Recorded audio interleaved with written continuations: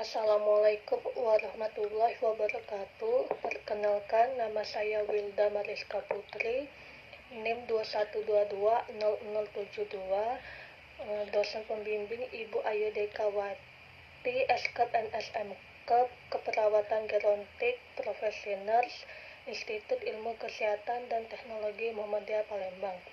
Di video kali ini saya akan menjelaskan mengenai laporan pendahuluan dari hipertensi pada lansia.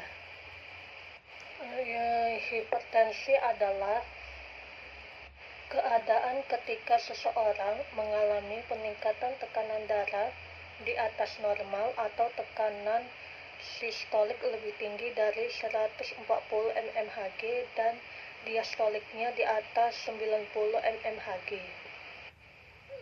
Klasifikasi hipertensi menurut Herlambang tahun 2013, hipertensi dikenal dengan dua jenis klasifikasi, di antaranya sebagai berikut.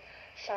Hipertensi primari adalah suatu kondisi di mana terjadinya tekanan darah tinggi sebagai akibat dampak dari gaya hidup seseorang dan faktor lingkungan. 2. Hipertensi sekundari adalah suatu kondisi di mana terjadinya peningkatan tekanan darah tinggi sebagai akibat seseorang mengalami atau menderita penyakit lainnya seperti gagal jantung, gagal ginjal, atau kerusakan sistem hormon tubuh. Etiologi penyebab hipertensi pada orang dengan lanjut usia adalah terjadinya perubahan pada sebagai berikut. 1. Elastisitas dinding aorta menurun. 2. Katup jantung menebal dan menjadi kaku. 3. Meningkatnya resistensi pembuluh darah perifer.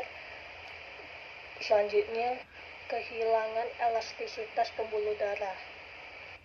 Manifestasi klinisnya itu menurut Kriskanti tahun 2013, jika hipertensinya berat atau menahun dan tidak diobati, bisa timbul gejala sebagai berikut. 1. Sakit kepala. 2. Kelelahan. 3. Mual. 4. Muntah. 5. Sesak napas. Dan 6. Gelisah. Komplikasi menurut Wahdah tahun 2011, komplikasi dari hipertensi yaitu sebagai berikut. 1. Serangan jantung. 2. Gagal jantung. 3. Stroke. Dan 4. Gagal ginjal.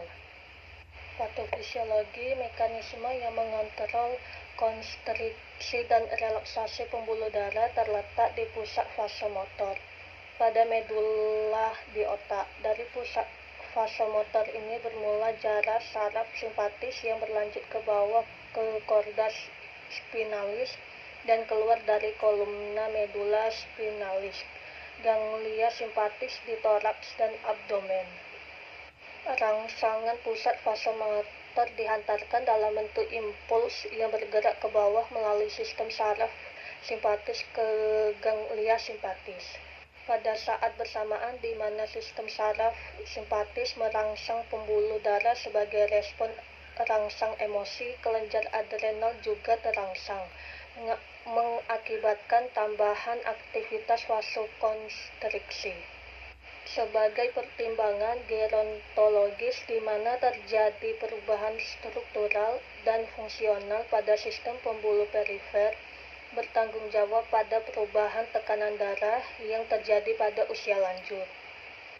Konsekuensinya, aorta dan arteri besar berkurang kemampuannya dalam mengakomodasi volume darah yang dipompa oleh jantung. Volume kuncup mengakibatkan penurunan curah jantung dan peningkatan tahanan perifer. Penata laksanaan medisnya itu penanggulangan hipertensi terbagi menjadi dua, yaitu 1.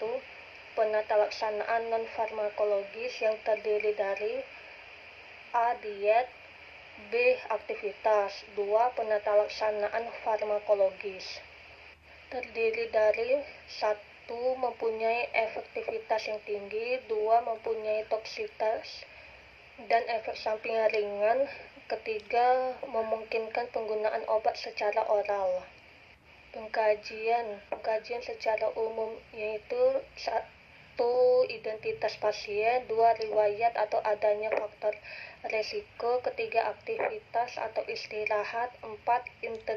Integritas ego, 5. Makanan dan cairan, 6. Nyeri atau ketidaknyamanan.